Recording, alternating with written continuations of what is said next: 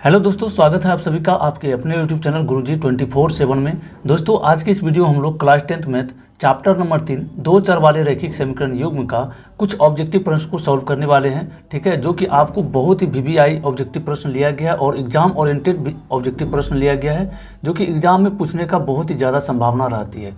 और आपको बता दूँ कि यह दो चर वाले रैखिक समीकरण युग्म का पार्ट दूसरा वीडियो होगा। इससे पहले पार्ट 1 वीडियो अपलोड कर दिया गया है और इससे पहले जो पहला चैप्टर है वास्तविक संख्या और दूसरा चैप्टर बहुपद है, उससे संबंधित भी सारे वीडियोज़ को, सारे ऑब्जेक्टिव प्रश्न को कवर करते हुए सारा वीडियो अपलोड कर दिया गया है। आप इस चैनल के प्लेलिस्ट में जाकर के उसको देख सकते हैं। ठीक है, और आपसे एक छोटा सा रिक्वेस्ट करना चाहूँगा कि इस वीडियो में आप शुरू से लेकर के अंत तक बने रहिएगा, तभी जाकर के आप एक एक सवाल को अच्छी तरीके से समझ पाएंगे और ज़रा सा भी स्किप आपको नहीं करना है। इसके बाद आपसे और एक सलाह देना चाहूँगा कि जब भी आप इस तरह का वीडियो देखते हैं और आप जो है कॉपी कलम को लेकर के नहीं बैठते हैं, तो आप यह बहुत ही गलत काम कर रहे हैं। ठीक है, तो इसलिए आप कॉपी और पेन लेकर के साथ में बैठें और मेरे साथ बनाने का प्रयास करें। जब भी मैं बताऊँ, जब भी मैं बोलूँ कि आप इसका आंसर दीजिए, तो फटाफट आप सॉल्व करके कमेंट बॉक्स में उसका आंसर लिख दीजिए। ठीक है, तो चलिए यहाँ पर एक एक करके सॉल्व करते हैं। स्टार्ट करने से पहले आप सभी से एक छोटा सा रिक्वेस्ट करना चाहूँगा कि अगर यदि आप अभी तक चैनल को सब्सक्राइब नहीं किए और आप मैट्रिक परीक्षा देने वाले हैं, मैट्रिक एग्जाम की तैयारी कर रहे हैं, तो आपके लिए सबसे बेहतर होगा कि चैनल को सब्सक्राइब कर लें और घंटी के बटन को दबा दें, ताकि जब भी मैं 10th क्लास से संबंधित सब्जेक्टिव या ऑब्जेक्टिव मैथ्स के वीडियो को अपलोड करूँ तो उसका नोटिफिकेशन सबसे पहले पहुँच सके आप तक और आप जो है आप अपने एग्जाम में अच्छे से स्कोर कर पाएँ। ठीक है, तो चलिए एक एक करके स्टार्ट करते हैं। पहला नंबर में क्वेश्चन आपका दिया हुआ है कि समीकरण x + y = 6 में कितना हल होगा। देखिए, यहाँ पर जब भी आपको दो चर वाले रैखिक समीकरण युग्म कहने मतलब युग्म मतलब ये होता है कि जोड़ा दिया हुआ रहता है। समीकरण का जोड़ा मतलब दो ठो समीकरण आपको दिया हुआ रहेगा, लेकिन यहाँ पर क्या है, मात्र एक ही है, एक ही समीकरण दिया हुआ है। जब भी आपको एक ठो समीकरण दिया रहेगा तो उसका सॉल्व करना असंभव है। असंभव कहने मतलब उसका जो हल होगा कुछ भी हो सकता है, हल उसका निकाल ही नहीं सकते कि कितना हल होगा। ठीक है, जैसे फॉर एग्जांपल ये जो दिया गया आपका समीकरण, देखिए इसमें कह रहा है कितना हल होंगे। तो सबसे पहली बात तो हम आपको आंसर बता देते हैं। आंसर होगा इसका सी, अनंत। अनंत कैसे होगा? अनगिनत, अनंत को अनगिनत कहते हैं। ठीक है, अनगिनत कैसे होगा, देखिए इसी के माध्यम से हम लोग समझ लेंगे। जैसे x + y है बराबर 6 है ना, x + y बराबर 6 कह रहा है कि कितने हल होंगे। कहने का मतलब ये कि x का और y का कितना कितना मान निकाला जा सकता है, ये कह रहा है। देखिए यहाँ पर 1 लेंगे तो जोड़ में y है तो 5 देना होगा, तब जाकर के 6 होगा। या फिर यहाँ 2 भी हो सकता है, प्लस में 4 हो सकता है, 2 4 6 होगा। उसके बाद 3 हो सकता है और प्लस में 3 हो सकता है, ये हो गया। उसके बाद देखिए 4 हो सकता है, ये 2, 5 जोड़ 1 या फिर 6 जोड़ 0, ये तो हो गया पूरा पूरा संख्या। ठीक है, ये पूरा पूरा संख्या। अब देखिए दशमलव में भी आ सकता है, इसका जो मान है दशमलव में भी आ सकता है। कैसे आ सकता है? जैसे 1.5 जोड़ कर देंगे 4.5, 1.2 जोड़ करेंगे 4.8, मतलब कितना भी मान आ सकता है। इसका कोई जो है कि गिनती नहीं है कि कितना मान आएगा। तो इसलिए जब भी आपको कोई एक ठो समीकरण दिया हुआ रहे और वहाँ पर आपको पूछेंगे कितने हल होंगे, तो आप सीधा आंख बंद करके क्या करेंगे, लगा देंगे अनंत हल। ठीक है, तो ऑप्शन नंबर सी में इसका अनंत हल है, तो इसलिए यह सही हो जाएगा। ठीक है, नंबर दूसरा प्रश्न में देखिए, कह रहा है यदि इकाई का अंक x तथा दहाई का अंक y हो तो 2 अंकों वाली संख्या क्या है। तो हम लोग से यहाँ पर दिया हुआ है क्या, इकाई अंक क्या दिया हुआ, इकाई अंक है x और दहाई अंक है कितना, y। तो दहाई अंक आपको दिया हुआ है y।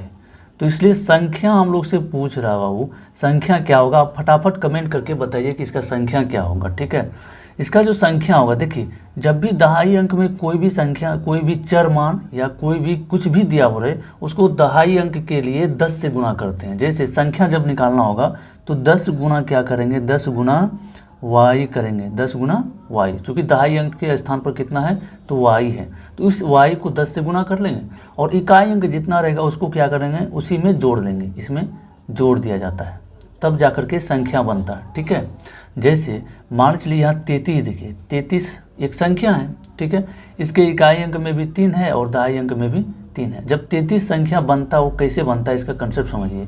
33 जो बनता है 10 गुना 3 जोड़ 3 लिख सकते हैं। 10 या 30 और 3 जोड़ेंगे 33 होगा। मतलब इकाई स्थान पर जो रहेगा उसको जोड़ देंगे और दहाई अंक पर जो रहेगा उसको 10 से गुना कर लेंगे। तो यहाँ पर जो हम लोग का संख्या बनेगा 10 गुना वाई तो 10y प्लस में x। तो देखिए 10y प्लस में x कौन सा ऑप्शन सही है, 10y plus x, 10y plus x B number option सही आपका सही हो जाएगा। ठीक है। नंबर तीसरा में कह रहा है कि समीकरण x प्लस 2y बराबर 9 में यदि x बराबर 5 हो तो y का मान निकालिए। समीकरण x प्लस 2y बराबर 9 दिया हुआ है हम लोग का। तो समीकरण दिया हुआ है x प्लस 2y बराबर 9 और इसमें आपको x का मान दिया हुआ है तो y का मान निकालने के लिए कह रहा है। तो बहुत ही आसान सवाल है, आप फटाफट कमेंट करके बताइए कि इसका आंसर क्या होगा। x का मान कितना दिया हुआ है, x का मान 5 दिया हुआ है, 5 है ना। इसमें से हम लोग को y का मान निकालना है। देखिए x जहाँ पर है वहाँ पर कितना रख देंगे, तो 5 रख लेंगे। तो 5 जोड़ 2y बराबर 9, 2y बराबर क्या होगा 9। इस 5 को उधर भेज देते हैं संख्या के पास, इस 5 को उस पार भेजेंगे तो ये हो जाएगा माइनस 2y बराबर हो गया आपका 4। y बराबर हम लोग लिख सकते हैं क्या, y बराबर लिख सकते हैं 4/2। तो कटेगा तो कितना बार में, 2 बार। y का जो मान आया कितना आया, 2 आया। तो देख लेते कौन सा ऑप्शन में 2 है, ए नंबर में 1, बी में 2 है ना। तो यहीं पर आपका आंसर सही हो जाएगा। क्लियर है। तो चलिए आगे चौथा नंबर में कह रहा है कि समीकरण निकाय a1x plus b1y plus c1 is equal to 0 और a2x plus b2y plus c2 is equal to 0 का अद्वितीय हल होगा जब किस कंडीशन में अद्वितीय हल होगा। आपको पार्ट 1 वीडियो में बताया गया है, तो इसलिए पार्ट 1 वीडियो को सबसे पहले आप देख ही लें, है ना, और आपके लिए ये बेहतर होगा। तो यहाँ पर देखिए जब भी अद्वितीय हल कहेगा मतलब ग्राफ जो होता है अद्वितीय हल का प्रतिच्छेदी होता है, तो इसका कंडीशन कौन सा होगा। तो कंडीशन आपका यहाँ पर 4 कंडीशन दिया हुआ है। इस चारों कंडीशन में आप फटाफट कमेंट करके बताइए कि कौन सा कंडीशन सही होगा। पहला में है a1/a2 is equal to b1/b2, B में है कि a1/a2 बराबर c1/c2, सी में a1/a2 is not equal to b1/b2। इसी तरह डी का ऑप्शन दिया हुआ है। तो आपको जो जब भी अद्वितीय हल कहा जाएगा तो आप हमेशा कंडीशन को याद रखेंगे, इस कंडीशन में अद्वितीय हल होता है a1/a2 is not equal to b1/b2। हल हो गया अद्वितीय और ग्राफ पूछेगा तो ग्राफ क्या होगा, प्रतिच्छेदी बनेगा। प्रतिच्छेदी मतलब एक दूसरे को प्रतिच्छेद करेगा, इस तरीके का ग्राफ आपको बनेगा। ठीक है, याद रखेंगे। ठीक है। इसके बाद चलिए 5वां नंबर का जो आपका क्वेश्चन है यहाँ कह रहा है कि समीकरण निकाय 2x प्लस ay बराबर 1 और 3x माइनस 5y बराबर 7 में अचर a के किस मान के लिए एक अद्वितीय हल होगा। आप अभी तुरंत बनाए हैं कि अद्वितीय हल होने के लिए कौन सा कंडीशन को फॉलो करना पड़ता है, ये। ठीक है, a1/a2 is not equal to b1/b2 एक कंडीशन होता है। तो इसको लिखेंगे a1/a2 is not equal to b1/b2, इसको लिख लिए। अब इसी में से आपको पता होगा कि देखिए ये जो मान होता है a1 होता है, ये b1 होता है, ये c1 होता है। ठीक है, तो a1 के जगह कितना लिखेंगे, 2 लिखेंगे और a2 वाला मान जो होगा यहाँ पर होगा दूसरे समीकरण में। a2 का मान ये है तो 3 इज नॉट इक्वल टू का चिन्ह है, इज नॉट इक्वल टू दे दिए। उसके बाद देखिए b1 कहने मतलब b1 के जगह में क्या है, a है तो a लिख लिए और b2 के जगह में यहाँ पर देखिए b2 के जगह में -5 है तो -5 लिख लेंगे। तो यहाँ हम लोग से पूछा है कि a के किस मान के लिए, a का मान निकालना है तो a का मान आसानी से निकल जाएगा। ठीक है, a का मान आसानी से निकल जाएगा। चलिए इसको सॉल्व करते हैं। देखिए जब भी बराबर में या बराबर नहीं में भी रहेगा तो आप क्या करेंगे, इस तरह से क्रॉस में गुना कर लेंगे। जब भी कोई चर मान निकालना हो तो 3 गुना a करेंगे तो 3a is not equal to हो जाएगा और ये हो जाएगा कितना 5 गुना 2 तो -10 हो जाएगा, माइनस का चिन्ह है। और a का सिर्फ मान निकालना है, a is not equal to -10/3। तो ये आंसर आपका हो जाएगा। देख लेते हैं कौन सा ऑप्शन सही है इसके लिए।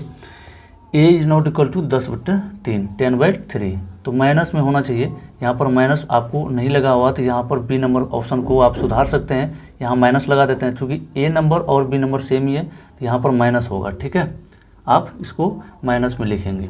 चलिए आगे जो हम लोग का सवाल है नंबर 6 में कह रहा है कि 2x प्लस 3y बराबर 11 और 2x माइनस 4y बराबर -24 के हल होंगे। तो यहाँ पर x और y का मान निकालने के लिए कह रहा है। तो आप सभी को पता है कि समीकरण हल करके x और y का मान निकाला जा सकता है, लेकिन हम लोग एक अलग तरीके को अपनाएंगे जो कि आपको एग्जाम में बहुत ही कारगर सिद्ध होने वाला है। ठीक है, और एग्ज़ाम में आपको टाइम बहुत ही बचा सकता है। तो यहाँ पर क्या करेंगे, हम लोग ऑप्शन से बनाना शुरू करेंगे, ऑप्शन से चेक कर लेंगे, जिस ऑप्शन में वह पूरा पूरा हो जाएगा इसका मतलब वही ऑप्शन सही होगा। हालांकि बनाने के लिए आप इसको अलग से यहाँ पर लिख करके बना सकते हैं, समीकरण 1 समीकरण 2 लिख करके, लेकिन वैसा हम लोग को नहीं करना है, ठीक है। यहाँ पर 2x + 3y = 11 है और 2x - 4y = -24 है के हल होंगे, मतलब x और y का मान सॉल्व करके कितना निकलेगा। तो सीधे यहाँ से शुरू करते हैं हम लोग ए नंबर से। ए में x का मान है 2 और y का मान है 4। जहाँ जहाँ x होगा वहाँ 2 रख लेंगे, y होगा 4 रख लेंगे। तो बराबर में कितना आना चाहिए, दोनों को रखने के बाद 11 आना चाहिए। अगर 11 आ जाएगा तो समझेंगे कि वहाँ पर x का मान और y का मान सही सही दिया हुआ है। इसके साथ साथ इसको भी चेक कर लेंगे। जब दोनों कंडीशन में फॉलो कर लेगा तो इसका मतलब ये ऑप्शन सही होगा। जिस ऑप्शन में से दोनों का ये 11 और -24 आ जाएगा वो ये ऑप्शन सही हो जाएगा। तो चलिए यहाँ पर चेक कर लेते हैं। तो ये होगा 2 दूना 4, आप याद रखेंगे 2 को यहाँ रखेंगे कि 2 दूना 4 और 3 को यहाँ रखेंगे तो 3 चौके 12, 4 और 12 मिलके 16 होता है, 4 और 12 मिलके कितना होता है 16 होता है। लेकिन हम लोग को आना चाहिए कितना 11 आना चाहिए। तो सबसे पहली बात तो यहीं पर यह कंडीशन फॉलो नहीं किया, ए नंबर है ना, ए नंबर ऑप्शन आपका नहीं होगा। नंबर बी में देखिए -2 है -5, तो -2 -5 यहाँ पर देखने से भी लग रहा है कि 11 नहीं पूरा होगा, क्योंकि -2 यहाँ पर रखेंगे -5 रखेंगे तो इसका जो मान आएगा वो माइनस में आएगा, ये सही नहीं होगा, ठीक है। तो आप डायरेक्ट यहाँ पर 3 ही ऑप्शन आपको दिया हुआ है, तो डायरेक्ट कह सकते हैं कि सी नंबर ऑप्शन सही हो जाएगा, क्योंकि इसमें और इसमें तो पूरा हुआ नहीं, तो पूरा होना ही है सी नंबर में, है ना। इसको रख करके भी देख लेते हैं। देखिए -2 × 2 करेंगे तो -4 होगा, -4, यहाँ प्लस का चिन्ह है तो प्लस दे देंगे। उसके बाद यहाँ पर y है, y का मान कितना है तो 5 है, तो 3 × 5 यानी कि 15, -4 प्लस में 15। तो माइनस प्लस आप सभी को पता है माइनस होता है, छोटी संख्या के आगे माइनस है, बड़ी संख्या के आगे प्लस है। जब घटा लेंगे तो बड़ी संख्या आगे जो चिन्ह रहता है वही हो जाता है। तो ये 15 में से 4 घटेगा तो 11 आ गया, है ना, 11 लाना था तो 11 आ गया। तो इसका मतलब ऑप्शन नंबर सी आपका सही होगा। चलिए 7 नंबर में क्वेश्चन कर रहा है विरोधी समीकरण युग्म के कितने हल होते हैं। तो आप फटाफट इसका आंसर जो है कमेंट बॉक्स में बताइए कि इसका क्या आंसर होगा। विरोधी समीकरण युग्म यानी कि यह विरोधी है, मतलब ग्राफ प्रतिच्छेदी जब बनेगा तो उसका हल जो है कितने होते हैं, एक हल होंगे। कौन सा ऑप्शन सही हो जाएगा, तो ऑप्शन नंबर ए सही हो जाएगा। 8 नंबर में क्वेश्चन कर रहा है कि जब 2 चर वाले समीकरणों का आलेख संपाती है ये, जब 2 चर वाले समीकरणों का आलेख संपाती होता है तब उनके हल क्या होता है। जब संपाती होता है तो हल अनेक हो जाता है, आपको पार्ट 1 वीडियो में बता दिया गया है। संपाती करने मतलब क्या, एक लाइन दूसरी लाइन में चढ़ जाता है ग्राफ में, तो वहाँ से क्या होता है कि समीकरण का मान अनंत होगा। तो यहाँ पर इसका हो जाएगा ऑप्शन नंबर डी सही हो जाएगा, ठीक है। 9 नंबर में कह रहा है कि यहाँ पर यदि 9 नंबर में देखिए, यदि 2x + y = 2x - y = √8, मतलब 2x + y का भी मान √8 है और 2x - y का भी मान √8 है, क्योंकि सभी के सामने बराबर का चिन्ह लगते गया है। तो इसके लिए भी √8 है और इसके लिए भी √8 है। तो y का मान क्या होगा ये हम लोग को निकाल करके बताना है ना। तो यहाँ पर चलिए सॉल्व कर लेते हैं। देखिए समीकरण हम लोग का क्या है, समीकरण ये है कि 2x + y बराबर क्या लिखेंगे √8, ये समीकरण 1 हो गया। उसके बाद 2x - y = कितना है, इसके लिए भी √8 है, क्लियर है। इसके लिए भी क्या है √8, ये हो गया समीकरण 2। देखिए यहाँ पर हम लोग से पूछा है क्या, y का मान पूछा है, y का मान पूछा गया, y का मान निकालने के लिए कहा गया। तो यहाँ पर हम लोग को दिमाग लगाना है कि x को कटाने का, x तभी कटेगा, यहाँ भी 2x है और यहाँ भी नीचे भी 2x है, सेम चीज़ है। बस ये है कि इसका चिन्ह यहाँ दोनों का प्लस है, प्लस प्लस में नहीं करता है, तो प्लस माइनस में करता है। तो क्या करेंगे हम लोग, इसका चिन्ह को परिवर्तन कर लेंगे, चिन्ह परिवर्तित कर लेंगे। यहाँ माइनस दे देंगे, यहाँ प्लस हो जाएगा और यहाँ क्या हो जाएगा, ये माइनस हो जाएगा। होगा कि नहीं होगा, जहाँ प्लस होता है वहाँ माइनस रख देते हैं, जहाँ माइनस होता है तो वहाँ प्लस रख लेते हैं। 2x कट जाएगा और ये y + y क्या हो जाएगा 2y। यहाँ पर भी देखिए प्लस में √8 माइनस में √8 कट गया, तो कट गया कहने में तो कुछ नहीं बचा, तो क्या बचा 0 बचा। तो y बराबर हम लोग लिख सकते हैं क्या 0/2, यानी कि 0 में किसी संख्या से भाग देने पर उसका आंसर क्या होता है तो 0 ही होता है। तो कौन सा ऑप्शन सही हो जाएगा, 9 का सी नंबर ऑप्शन आपका सही हो जाएगा, क्लियर है। चलिए 10वां नंबर सवाल देख लेते हैं हम लोग। 10वां नंबर आखिरी सवाल है हम लोग के सामने, k के किस मान के लिए समीकरण निकाय x प्लस 2y बराबर 3, 5x प्लस के वाई बराबर 15 के अनंत हल होंगे। अनंत हल कब होते हैं? जब सभी कंडीशन बराबर होते हैं। कहने मतलब a1 बट्टे a2 is equal to b1 बट्टे b2 is equal to c1 बट्टे c2, है ना।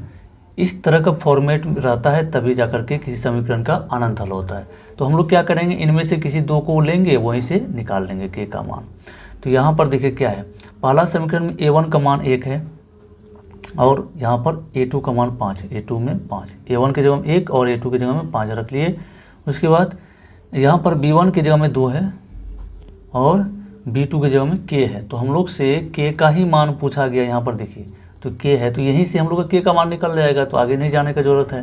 तो k को इससे गुना करेंगे, k गुना 1 तो क्या होगा, k होगा 5 गुना 2 तो क्या होगा 10 होगा। तो k का जो मान आया कितना आया, k का मान आया 10। ऑप्शन नंबर कौन सा सही हो जाएगा, ऑप्शन नंबर बी आपका सही हो जाएगा। ठीक है, तो उम्मीद करते हैं कि इस वीडियो के माध्यम से आपको बहुत कुछ सीखने को मिला होगा। इसी तरह के सब्जेक्टिव और ऑब्जेक्टिव से संबंधित वीडियो पाने के लिए आप इस चैनल को सब्सक्राइब करके रखें और कमेंट बॉक्स में एक प्यारा सा कमेंट लिख दें और दोस्तों के पास ज़्यादा से ज़्यादा शेयर करें। Thank you for watching.